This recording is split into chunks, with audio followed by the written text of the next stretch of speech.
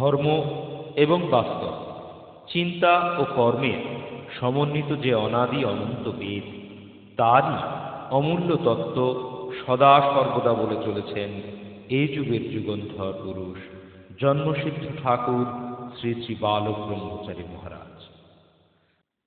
জাতি, ধর্ম ও বর্ণের বিভেদ বিচ্ছিন্নতা ভুলে সাম্যের নীতিতে যাতে সমাজ, সংসার, রাষ্ট্র সুসংগঠিত হয়, এক বিশ্ব পরিবারের চেতনায় প্রতিটি মানুষ যেন উদ্বুদ্ধ হয়, সেই চেষ্টাই শ্রী শ্রী ঠাকুর করে গেছেন। শ্রী শ্রী ঠাকুর এমন কোনো অলৌকিক কাহিনীতে বিশ্বাস করতেন না। যদি কেউ কখনো বলতেন, তিনি তার বিশ্বজ্ঞান থেকে বাস্তবিক ব্যাখ্যা করে তা বুঝিয়ে দিতেন। শ্রী শ্রী ঠাকুর শিবকেই সাম্যের প্রতীক বলতেন, শিবকে ভালোবাসতেন। তাই বলেছেন, আমি যদি তাকে ভালোবাসি, সেও তো আমাকে কিছু ভালোবাসবে।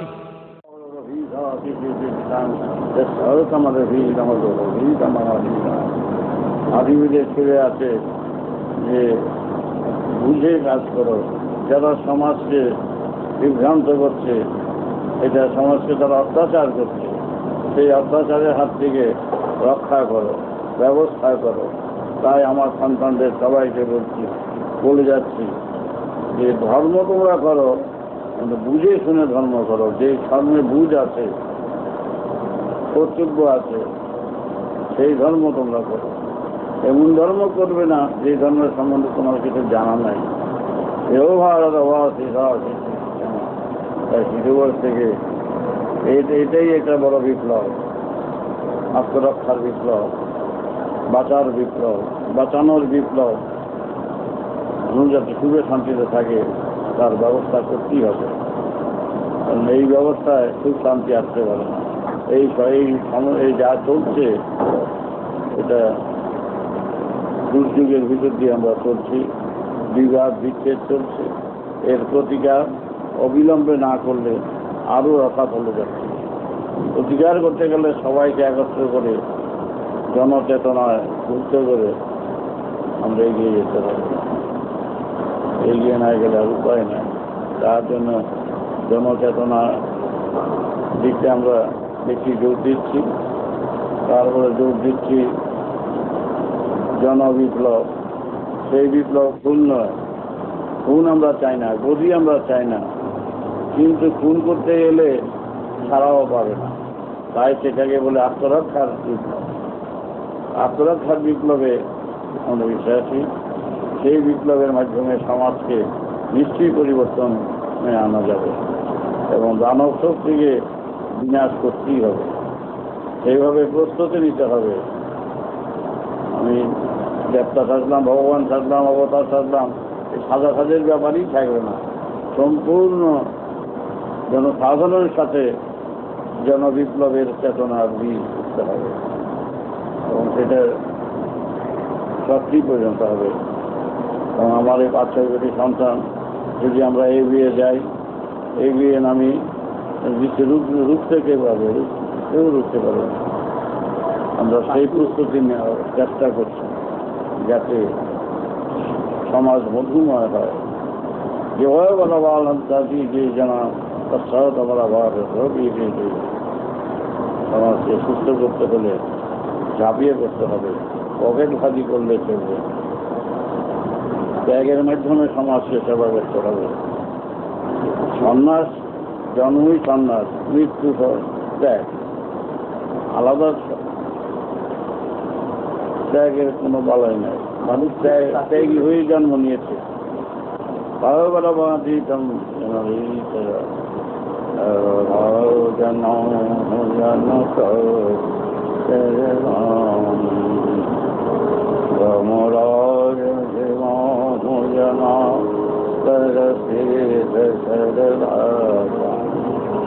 तुमन भीमाहु जनाधर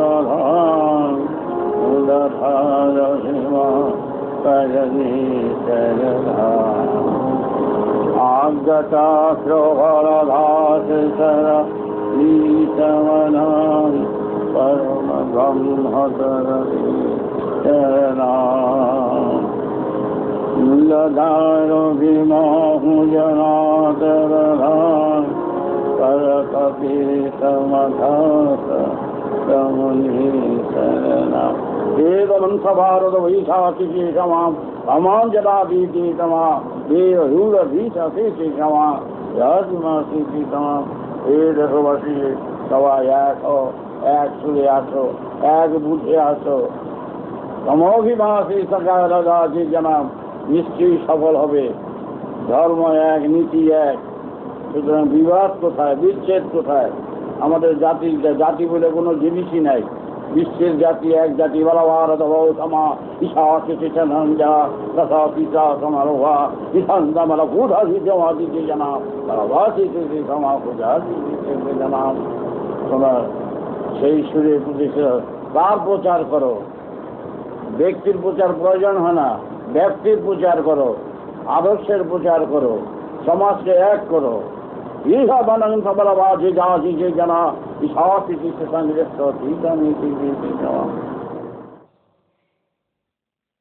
অনেকদিন আগে এক শীতের সকালে যখন সবাই বাগদেবীর আরাধনায় মগ্ন, গুটি গুটি পায়ে একটি গাভীর আগমন হয় ঠাকুরের কাছে। সুন্দর দেখতে বলে ঠাকুর তার নাম রেখেছিলেন সুন্দরী। আর সেই সুন্দরীর গর্ভেই মাঘী পূর্ণিমার পুণ্যতিথিতে এক ফুটফুটে বাচ্চার জন্ম হয় এই বাগানে। সুখচরের এই বাগান যা আজ কামধেনু বাগান নামে পরিচিত। আমরা যদি পুরাণের কথা অনুযায়ী দেখি তাহলে কামধেনু বাগান মহাতীর্থ। অন্যান্য গরুর মতোই মাঠের ঘাস আর ঘরের ফলমূল খেয়ে বড় হতে থাকে ছোট্ট সেদিনের সেই বাচ্চা। প্রকৃতির নিয়ম অনুযায়ী কখন সে বড় হয়ে গেছে কেউ তা খেয়াল করে। নির্দিষ্ট সময়ে তাকে সবাই নিয়ে গেল এক ষাঁড়ের কাছে। কিন্তু ষাঁড়ের কাছে নিয়ে যেতেই ঘটল এক অদ্ভুত ঘটনা। ষাঁড়কে দেখে সে এত রেগে গেল যে এক লাথি মেরে ষাঁড়কে ফেলে দিল। আর যারা তাকে নিয়ে গেছিল তাদেরকে গুঁতো মারতে মারতে বুঝিয়ে দিতে থাকল যে তাদের এত আস্পর্ধা হয় কি করে।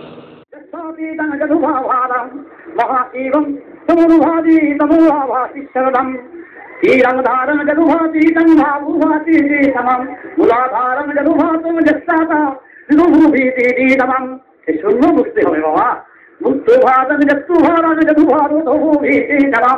মহানাম মহাব্রহ্মা জপতু ভাতি তমাম। তখন কি লিখলেন? রাম নারায়ণ রাম। কামধেনু মায়ের গঠন অদ্ভুত সুন্দর, শান্ত দুটি চোখ, দেখতে অনেকটা গাভী ও ষণ্ডের সংমিশ্রণ। গলায় বিরাট গলকম্বল, সিঁদুরের জায়গায় গোল চক্র। হঠাৎ হঠাৎ তার মর্জি হতো বাইরে যাবে, দৌড়াবেন। তার প্রকৃতি সম্পূর্ণ মাতৃত্বে গড়া ছিল। ভাবভঙ্গিতে ছিল স্নেহ ভরা, আর চালচলনে ছিল তেজে ভরা। শ্রী শ্রী ঠাকুর তার কর্মীদের বলতেন, এর আকৃতি ও প্রকৃতিগত লক্ষণগুলি ভালো করে ঠিকভাবে দেখভাল করবে। যখন নিশ্চয়ই কামধেনু তার সেবা যত্নের জন্য যতটা করা দরকার, এটাকে কেন্দ্র করে কেউ যেন ব্যবসা না করে, তার নির্দেশ দেওয়ার সেই মতোই সেবা করা হয়। এবং শিশু বয়স থেকেই স্তনে দুধ তখন 2 সের 2.5 সের 3 সের দুধ দিত, এখন কমে গেছে, এখনো আছে।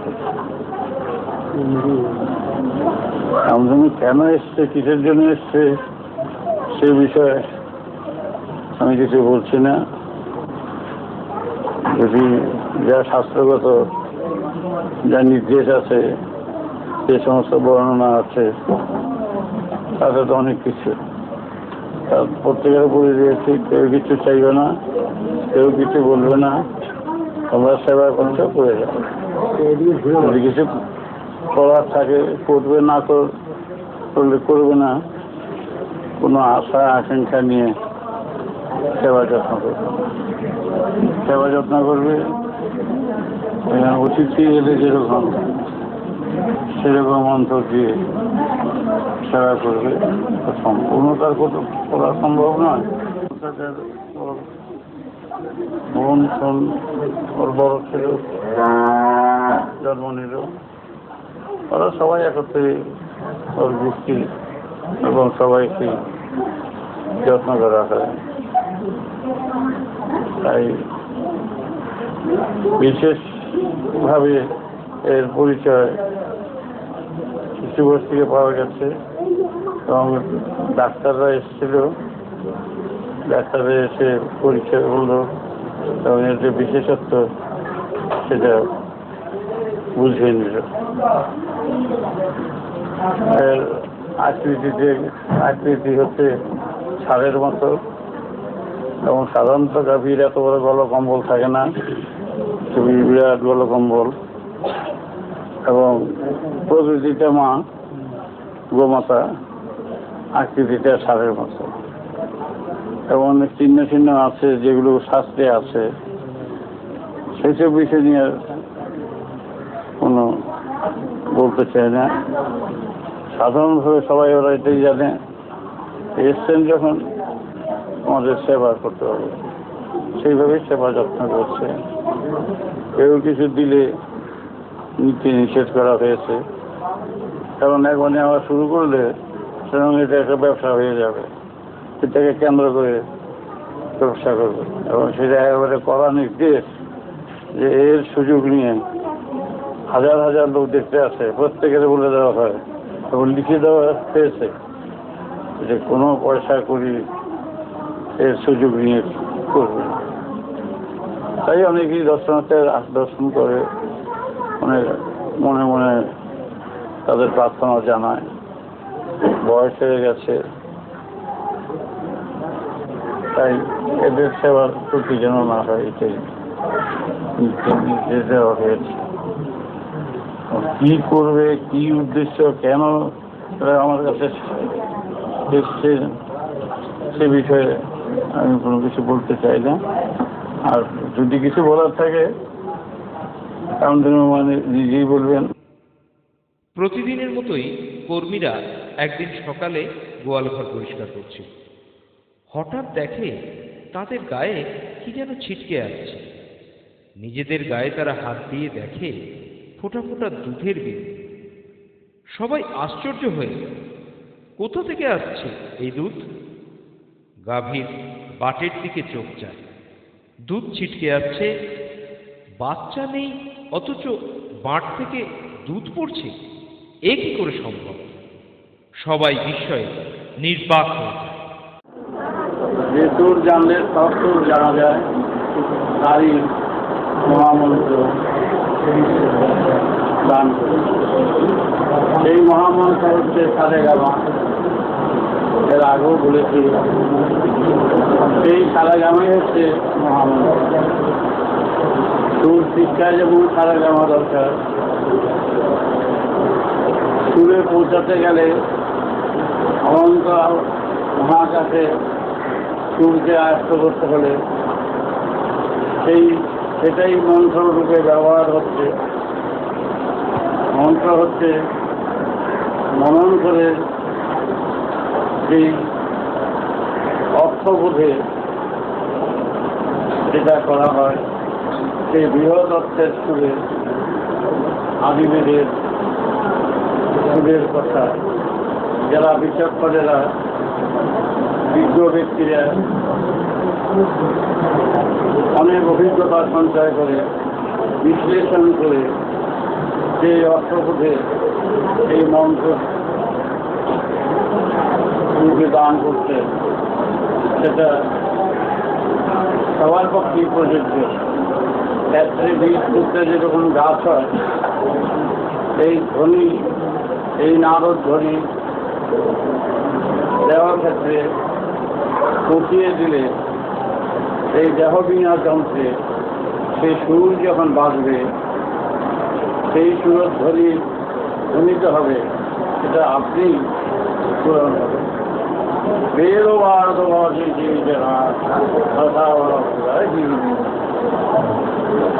সুতরাং আর লক্ষ লক্ষ লোক, 6 কোটি সন্তান, তারা অভেদের বাণী, আদিবেদের সুরে সেই জিনিসটাই বুঝতে চেষ্টা করছে, সেটাই উপলব্ধি করার চেষ্টা করছে।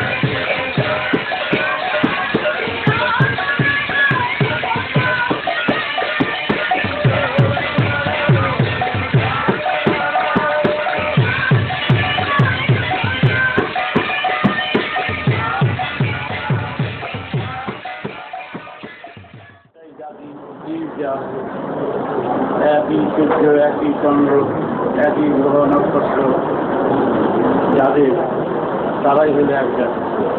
বিভিন্ন জাতি বিভিন্ন সংস্কারের এটা আজ দেশে চালু হচ্ছে, কিন্তু সত্যিকারের আদিবেদে কোনো জাতি নেই, কোনো জাতিগত বিভাগ নেই।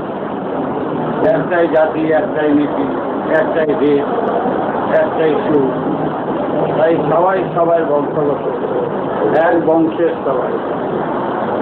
সেই বংশের বাঁশি বাজালেন মহাকাশের সেই নাম, নীল আকাশের সেই নাম।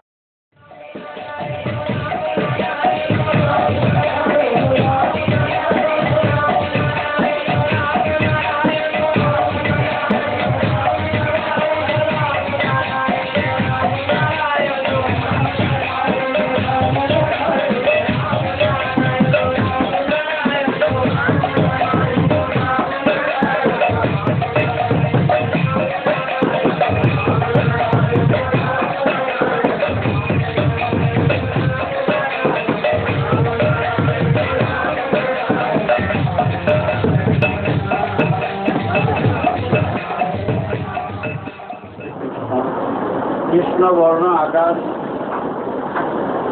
তার হাতে যে বাঁশি ব্যাখ্যা দিয়েছে, সেই বাঁশি হল বংশের বাঁশি। বংশ শুধু বাঁশের বাঁশি নয়, বংশ হচ্ছে এই জগতের যত গ্রহ নক্ষত্র সবাই নিয়ে হলো বংশ।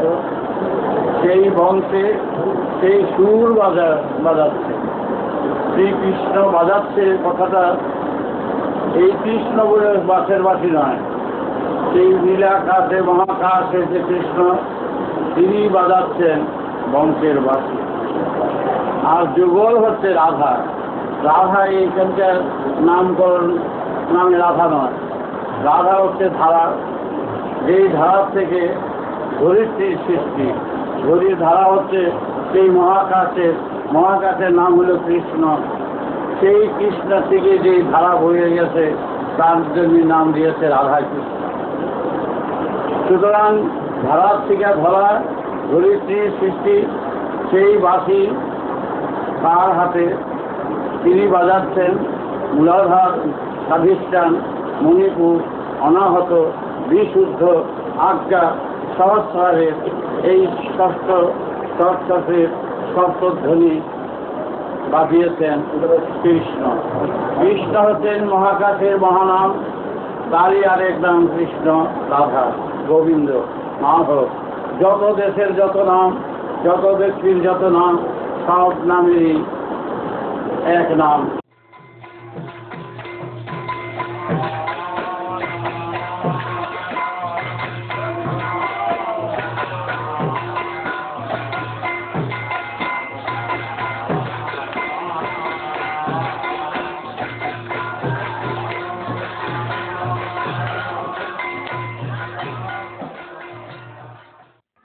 মা কামধেনুকে দেখতে হাজার হাজার দর্শনার্থী আসে।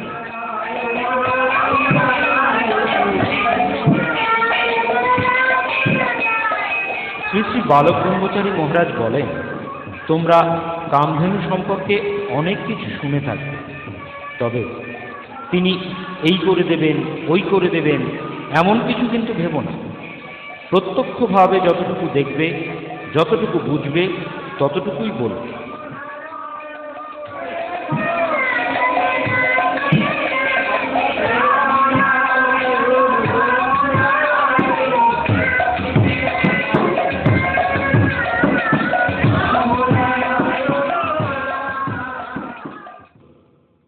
প্রচলিত দৃষ্টান্তে যেটা আনন্যাচারাল বলে মনে হয়, কামধেনুর ক্ষেত্রে সেটাই ন্যাচারাল। ঠাকুর তাই বলেন, আমি আবার বলছি, তোমরা বাড়িয়ে কিছু বলবে না, যেটুকু দেখবে, যেটুকু বুঝবে, সেটুকুই বলবে। হাজার হাজার মানুষ আসত কামধেনু মাকে দর্শন করতে। মহাকাশে ধ্বনিত হচ্ছে, মহাকাশ থেকে সুর বয়ে যাচ্ছে, মহাকাশ থেকে জীব জগতের সব কিছু হচ্ছে, তারই বিকৃত করেছে অনেকে। বিকৃত হয়ে যাওয়ার ফলে দল সম্প্রদায়ের সৃষ্টি হয়েছে। দল সম্প্রদায়ের সৃষ্টি হওয়ার ফলে জাতিগত নীতিগত বিবাদ বিচ্ছেদ হচ্ছে, যেটা আদি বেদের অর্থে নাই, আদি সুরের অর্থে নাই। আদি বেদ হচ্ছে প্রকৃতির সুর, যে সুর থেকে সব সুর পাওয়া যায়, সেই সুরে জাতিগত বিবাদ। এই বিবাদ দ্বীপের মতন খণ্ড খণ্ড বিবাদ হয়ে এই ধর্ম খণ্ড খণ্ড হয়ে গেছে। ধর্মের অর্থ বিকৃত হয়ে যাওয়ার ফলেই এই খণ্ড খণ্ড বুদ্ধি, খণ্ড খণ্ড জাতি, খণ্ড খণ্ড নীতি, তার ফলে আসছে বিবাদ, বিচ্ছেদ, সংগ্রাম। দেশের নিজেদের মধ্যে দায়নি বিনতি, নানা রকম উচ্ছৃঙ্খলতা, অত্যাচার, অবিচার, সব অভাব, অভিযোগ, সব এটা ঘিরে ধরছে এই জাতিগত বিবাদে। যা নাই প্রগতির সুরে, প্রগতির গ্রন্থে, প্রগতির আদিবেদে যা নাই তাই এখানে আছে। সেই আছের ফলে আজকে আমরা অপুর সাগরে ঢুকছি, অপুর সাগরে ঢুকছি। তা কি সেই সমাজ থেকে এই সংস্কারের কুসংস্কারের বুদ্ধি থেকে রক্ষা করা উচিত। আমরা সেইভাবেই রক্ষা হতে চাই। এই অসাম্য সমাজ থেকে, অসমতার সমাজ থেকে মুক্ত করতে হলে তার সংগ্রাম করতে হবে, বিপ্লব আনতে হবে। সেই বিপ্লব খুনের বিপ্লব নয়, আত্মরক্ষার বিপ্লব। যে বিপ্লবের মাধ্যমে বুদ্ধি বিবেচনা দিয়ে, ভালোবাসা দিয়ে সমাজকে তৈরি করতে হবে।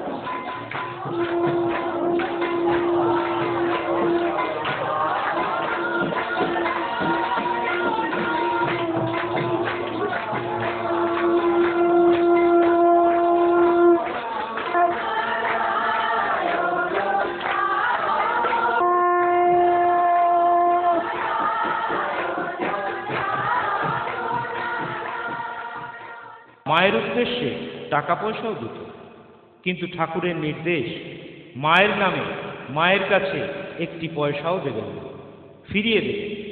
এখন আমরা তাই করছি। তোমরা কামধেনু মায়ের সুযোগ নিয়ে গল্প ও কল্পনার কথা বলে মানুষের মধ্যে বিশ্বাস বাড়াবার চেষ্টা করবে না।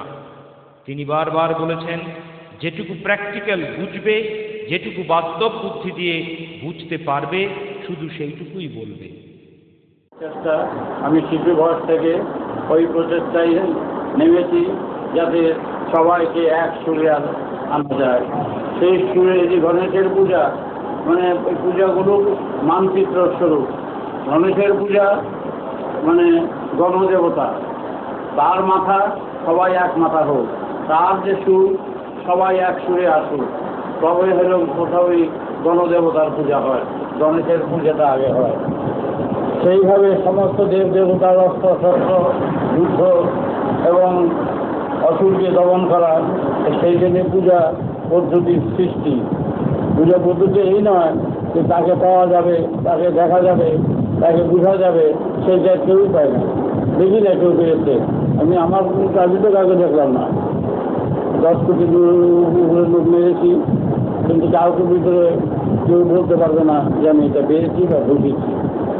কিন্তু মানচিত্র পড়লেই দেশ ভ্রমণ হয় না, মানচিত্র পড়ে তারপরে দেশের অবস্থানে যায়।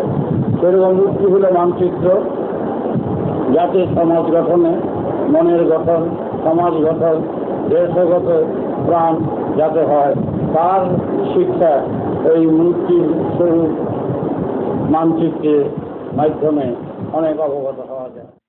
কপিল মুনির কামধেনু ছিল। এক কামধেনুর জন্য কপিল মুনির আশ্রম তীর্থে পরিণত হয়েছিল। মা কামধেনুকে দেখতে হাজার হাজার দর্শনার্থী আসত, তাদেরকেও কণিকা কণিকা প্রসাদ দেওয়া হতো। শ্রী শ্রী ঠাকুর বলেন, তোমরা একাগ্র মনে মায়ের সেবা করো। মা কামধেনু পুরাণে অনেক কিছুই করেছিলেন। যদি কখনো এরকমটা কোনো আদেশ করেন তিনি, তখন আমার যত সন্তান তোমরা মাঠে নেমে পড়বে, আদি বেদের সমাজ প্রতিষ্ঠিত হবে তোমাদের মাধ্যমে। এরকম একবার কর্মীরা ঠাকুরকে বলেছিলেন, শুনেছি দেবতাদের ঘরেই কামধেনুর আবির্ভাব হয়। বশিষ্ঠ মুনি কপিল মুনির কাছেও কামধেনু এসেছিলেন। আমরা তো দেখছি মা কামধেনু তোমার কাছেও এসেছে, তাহলে কি? বিকৃত ব্যাখ্যা হয়েছে, কিন্তু আমরা চাই সেই সমাজ, যেই সমাজে কোনো কুসংস্কার থাকবে না, অমিল থাকবে না, অভেদ যে কথাটা, যেখানে নাই ভেদাভেদ, এটাই হলো অভেদ। তারই মহামন্ত্র, তারই সুর, গীতি, গান, যাবতীয় যা কিছু, সেই সুরের সাধনায় হলো মহামন্ত্র, যাহা কানে দিচ্ছি। নিজে কানে দেওয়া মানে ঔরসে জন্ম হয়, বাবার ঔরসে জন্ম হচ্ছে সন্তান, আবার সুরের ঔরসে জন্ম দেওয়া হয় সমস্ত সন্তানদের, এবং সেইভাবে তৈরি হয়ে প্রস্তুতি হয়ে যাতে এক সুরের বন্ধনে সবাই অন্যায়ের বিরুদ্ধে প্রতিবাদ, দুর্নীতির বিরুদ্ধে প্রতিবাদ, এই কুসংস্কারের, ধর্মকে যারা কুসংস্কারের পথে দিচ্ছে তার বিরুদ্ধে প্রতিবাদ, তবে তো হবে শান্তি। শান্তি মুখে মুখে হয় না, তার চেষ্টায় করতে হয়, তার ইঞ্জেকশন দিতে হয়। সেই ইঞ্জেকশন দিলে আপনি মহাশান্তির পথ তৈরি হয়।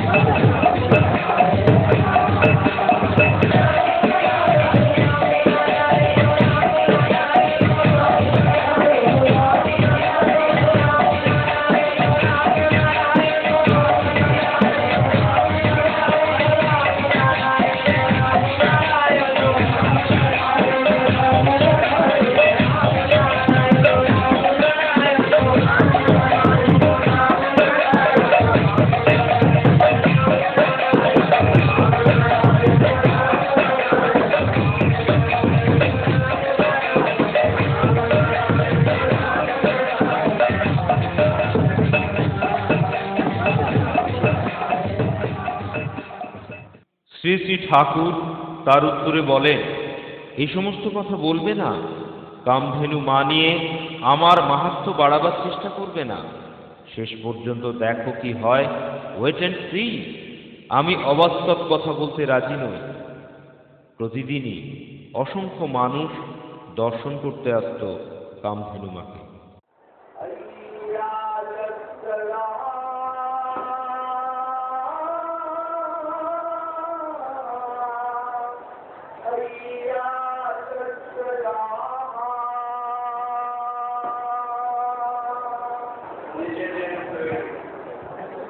এই জাতির ফলে আজকে ভারতবর্ষের এই দুর্দশা, এই দুর্দশা থেকে রক্ষা পেতে হলে এই জাতিগত নীতিগত কিংবা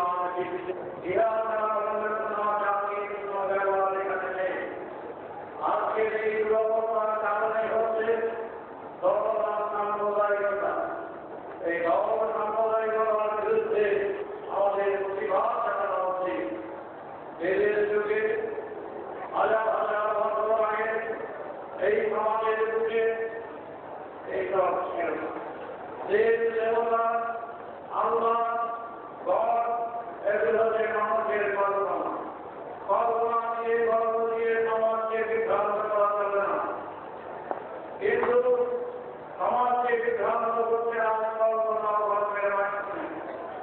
তাই ধর্মের আসল তত্ত্ব সম্পর্কে অনেকেই অবগত নয়। ধর্মের সম্পর্কে যদি জানতে ধর্মের জিনিস জানা দরকার। ধর্ম বিজ্ঞান ভিত্তিক, যুক্তি ভিত্তিক, গণিত ভিত্তিক, সুদ ভিত্তিক। ইহা ধর্মের অন্য কোনো কথা আছেই না। ধর্ম বাস্তব ধারণা, বস্তু ভিত্তিক ধর্ম। আজকের সমাজে এই যে দুর্দশা, নানা রকম অবস্থা, অভাব, অভিযোগ, শিক্ষায় শিক্ষা, ধর্ম মানুষকে ধরে রাখবে।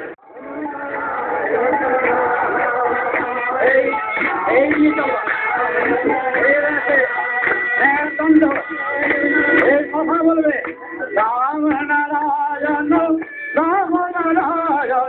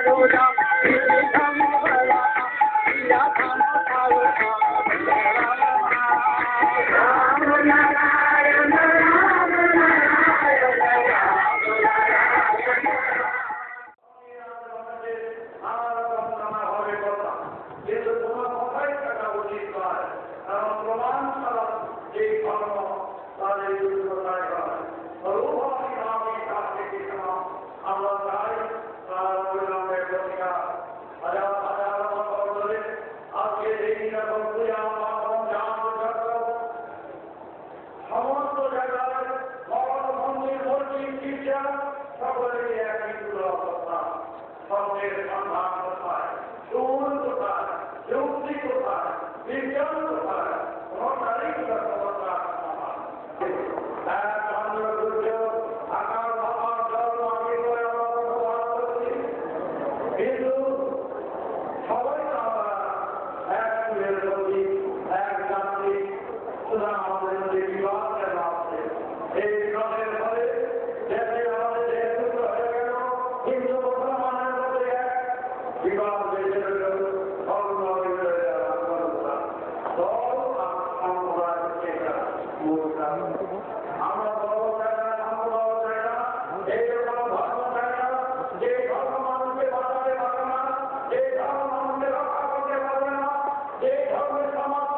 শিক্ষা শিক্ষা তুলে ধরতে পারে না, সেই ধর্ম আমাদের চাই না। ওই কল্পনা ধর্ম আর গল্পের ধর্ম আমরা চাই না। আমরা চাই সত্যিকারের ধর্ম, সেই ধর্ম মানুষকে শ্রী শ্রী ঠাকুর বারবার করে তার ভক্তদের কর্মীদের সাবধান করে দিতেন, বলতেন তোমরা অহেতুক আশ্চর্য হবে না, আশ্চর্য হবার মতো কোনো ঘটনা না ঘটা অবধি। দেবতারা আছেন কি নেই তাও তোমরা জানো না, কেনই বা মুনি ঋষিরা কামধেনু মার পূজা করতেন তাও জানো না। সবটাই শোনা কথা, প্রচলিত কথা। এই দৃশ্যমান জগতে কি আছে আর কি নেই, মহাশূন্যে কি আছে কি নেই তা তো তোমাদের জানা নেই। কেন এসেছো এই পৃথিবীতে, এরপর কি হবে, কোথায় যাবে তাও তো তোমাদের জানা নেই। যা বলবে জেনে বুঝে বলবে, বাস্তবে নিরিখে পরীক্ষা করে যতটা গ্রহণ করার ততটাই করবে, তার বেশি কিছু বলবে না বা করবে না। যেখানে আশ্রয় পাওয়া যায় তাহাই তো আশ্রয়। মন যার দ্বারস্থ হয় তাহাই মন্দির। সৎভাবে জীবনযাপন করাই সন্ন্যাস। ধর্ম হচ্ছে একটাই, সেটা হচ্ছে জীব ধর্ম, বিশ্ব ধর্ম।